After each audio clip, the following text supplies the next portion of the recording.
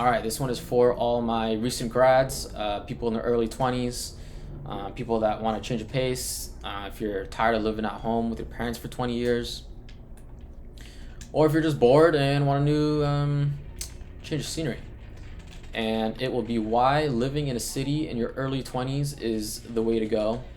And I think it's probably the best thing you can do in your early 20s, and especially if you're fresh out of college. And I got some experience in this because now I live in Chicago compared to, you know, living in a suburb for 18 years and then going to school low key that's kind of in a farm, 2 hours away from San Francisco. Growing up in a suburb, there's probably most people in America did. Very cultured, very routine. We come from in high school, like you play a sport, you go to practice, you come home, your mom and dad are making dinner, do your homework, shower, go to bed, rinse and repeat until you leave high school. You go to college. There are some people that go to like NYU that's like the heart of New York. New York. You go to NYU in the heart of New York. You go to UCLA, heart of Los Angeles.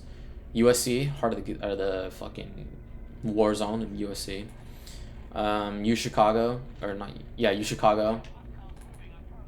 Or you go to like Colorado Boulder, UC Merced, UC Riverside, and then you're kind of like constricted just to the college and the community that's around the college. So if you don't go to a college that's in the city right away, you kind of have to wait until you graduate and then you're in the job market. And let me tell you, living in Chicago for even a month, like night and day difference. First of all, everyone is a lot younger than suburbs because, we don't have kids yet, or, going to the Saturday morning baseball game with your son. But everyone is of similar age. Everyone either recently graduated, just moved there, or went to school there and kind of like grew up in the area. So they're all looking to start anew. They're looking for new friends. They're looking for people of like similar ages, just like you are. So if I moved here, didn't know anyone, but then I wanted to say like, okay, like I can't just sit on my butt all day and play Battlefield. So let me join some clubs. So I joined a UFC gym, met some people there, grabbed some beers with them the other day, and then I joined a pickleball club. Met some more, recent grads there, and it was just like a super fun time with like similar aged people, like-minded people, and I don't think you would have that as much in a suburb compared to a city. Number two, job opportunities. So you hear, or we all hear that like the economy's fucked, job market is fucked, and to an extent it is because of capitalism. That's a whole nother story that I have my whole nother topic that I have my ideas about. But okay. But if you go into a city, it's like a high turnover rate because a lot of those companies, they employ people fresh out of college, train them up a little bit, and then most of those people rotate. So for example, EY, I think 45% of their hiring is fresh grads. They get trained for like 2-3 years, and then the company knows that they're gonna that the fresh grads are gonna leave, but they can pay them like shit money and then have like a pretty good workforce for not paying that much. But yeah, job opportunities. I'm walking down the street, walking down Fulton Market, bunch of job openings, like help wanted, this wanted, that wanted. Granted, some of them might not be as glorious, but even now, again, any job is just like tough. Oh my god, oh my god. Yeah, that was a bad idea. There are some people that say like even getting a fast food job is hard in some of these suburbs. I was like, okay, I don't know where you're getting that from, but I'm not gonna argue that.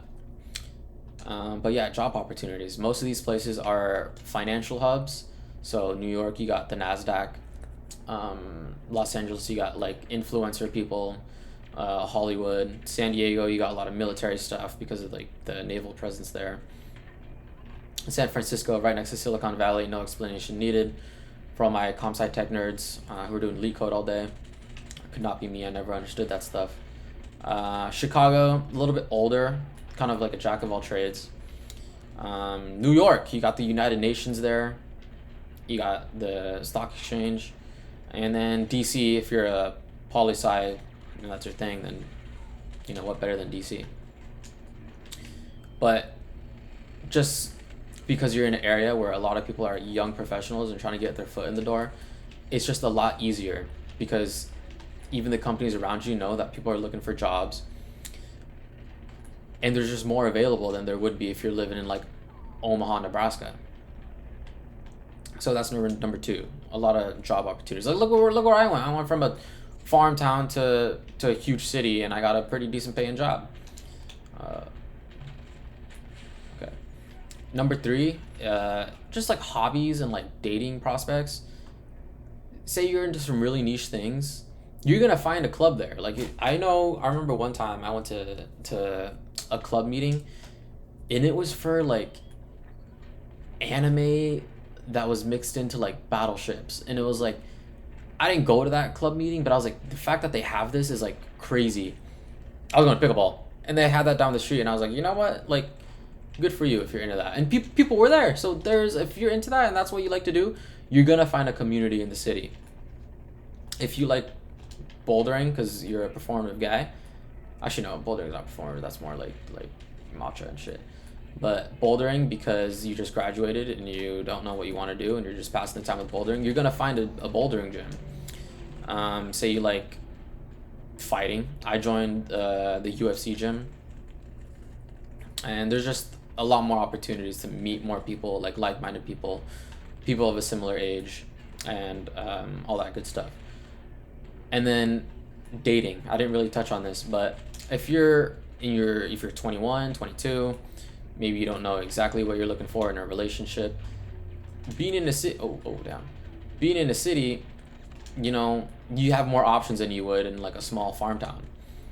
You can date people that are a lot different than you. You can date like-minded people, and just kind of find out what you like, and also do stuff. So if you're in a small suburb, say like San Jose, no shade on San Jose or any of these cities I'm talking about, your idea of a first date is, hey, let's go get some boba and then go to some lookout, and rinse and repeat with like as many people as you're talking to. But if you're going in a city, then you say, hey, like for example Chicago, let's go to Willis Tower, go on that leaning, this is like one of the things, like you stand over glass and it's like 85 fucking stories above you, but you can go there. And then there's a Nutella cafe. You go to the Nutella cafe, and then a few museums, and then you walk on the beach, and then go to Wrigley Field, and just do everything within like the span of a day. And that's a lot more interesting than boba and chill. Although I've done my fair share of that, so I can't hate on it. Damn, these people are on spot with the revives. Okay. But yeah, dating's easier. More options, more different people to explore your preferences, and everything like that. Now, the obvious cons, yeah, that's just gonna be expensive. Obviously, since they're finance areas and they're like cultural hubs. Actually, I didn't even touch on that. I can touch on that after expensive. But the average price of a apartment for rent in SF is going to be like 8 dozen times than that of an apartment in Bakersfield. But that's because everyone in SF is making like $350,000 right out of college for doing some algorithm engineering or some shit. So that's just another thing, price of living or cost of living. So maybe if you're not making $70,000 to $80,000 yet, maybe you go into an area that's a little bit outside of the city, but still like 30 minutes close by it, so you can go there on like Friday night or something. But another huge pro, I'll say, since I've been to like most of these cities that I'm talking about, cultural influence, food is amazing, and just different exposure to different things. So Los Angeles, great food. Why? I think it's because you're on the border of Mexico, so you get like a lot of cultural influences. Yeah, amazing sushi there. Silver Lake ramen is average. but you know, it's still an option. But the Mexican food there is delicious. When it comes to Chicago, tons of Michelin star restaurants if that's your thing, like fine dining. Every now and then I'll like to splurge and get me a tasting menu at one of these places. But yeah, Giordano's deep dish pizza in Chicago, Italian beef sandwich, Italian beef bowl. These are just things that you wouldn't have if you're living in a suburb, because you know all you got, thanks to capitalism, is like Chipotle, Arby's, you know, maybe a mod pizza. Mod pizza's pretty good. Maybe like a mod pizza or something like that. But cities just give you a lot more like opportunity to try new foods, mainly because they're like small businesses. So not only are you feeling good because you're helping a small business, but you also try something else that you can't like really find anywhere else. It's like a one-off restaurant. New York, you got amazing food. You got that New England influence. So near Maine, you have lobster rolls. You got clam chowder. New York, you got the New York style pizza that you fold. You can only eat it folded, and just things that you wouldn't get, you know, in like a random suburb, because all you got is like Chipotle. When it comes to cultural influence, like I said, you got Little Italy, you got Little Ethiopia. Every single place has a Chinatown with delicious dim sum places, and these are just things that, you know, you only get if you live in a city, at least an American city. I wonder how it is for places that aren't as like racially diverse. Actually, I know the answers to that. I've been to enough of those cities. International cities is a side tangent.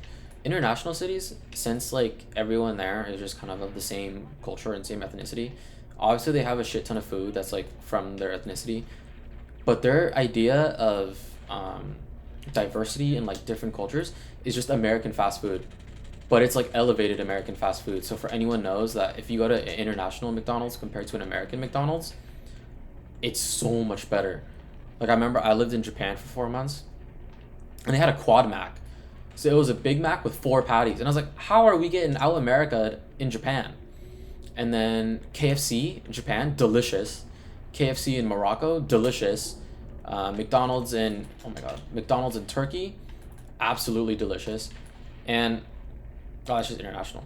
So for international cities, it's mainly just the food of their ethnicity, and then they mix it up with like a little bit of American influence. I just thought that was a curious little side tangent. But yeah, if you're an early guy in your 20s, or girl too, I don't know, this ain't just exclusive to guys. But if in your early 20s, young lad, and you're looking for something new, try moving to, if you've got the finances for it. You know, this is all assuming you have the finances for it. Try a city. There's just a lot more similar aged people, easier to make friends, easier to make a group. Depends on what city you go to. More exposure to different people, different cultures. Obviously, some parts of it are going to be dangerous, so look out for that. But I think the upsides of it just heavily outweigh the cons. And I think ever since I've only been in Chicago for a month, but even this is just a month, I was like, you just can do so much more than you could ever do on like the weekend in an average suburb. So that's just my 2 cents on why you should try to live in a city. But yeah, thanks for listening, and then I'll be back with some more random topics in the future.